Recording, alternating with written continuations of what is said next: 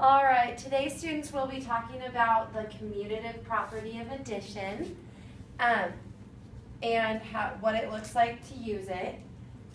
I want to begin with some vocabulary. Should be like our, definition words. Now, what does it mean when two things are equal? What does it mean to be equal? Like if I have two apples and two bananas, what does it mean that these are equal? They're the same. They're the same on both sides. Which, for instance, okay, for addition, one side is the same and the other side of the equal side is the same amount. So if we have 1 plus 2 equals 3. 3. So both sides are equal. Can anyone tell me what an addend is? Using this equation, this problem, do we know which numbers are the addends? No? Okay, so we have this first number here as an addend. It's one of the numbers that we add together.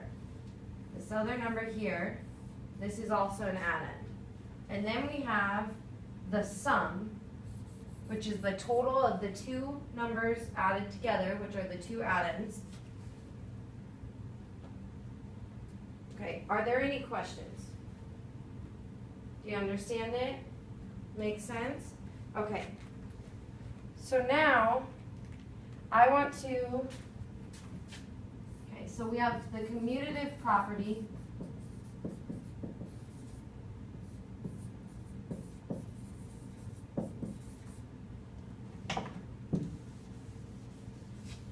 And this is where we basically flip-flop our equations.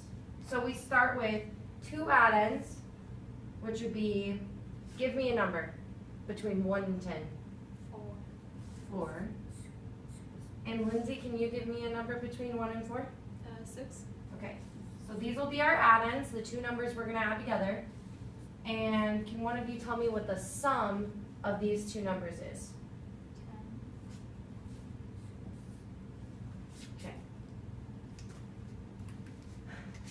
In order to make this the commutative property of addition, we're going to flip-flop the equation. So what we're going to do is we're going to flip-flop these two numbers. So our first number will be 6, and our second number will be what number? 4.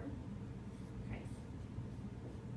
And what does this equal? 10. Okay.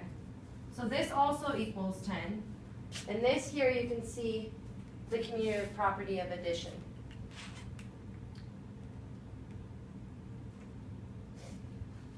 Now, do we have any questions? Does this make sense to you that we flip-flop it? That commutative property is where we flip-flop.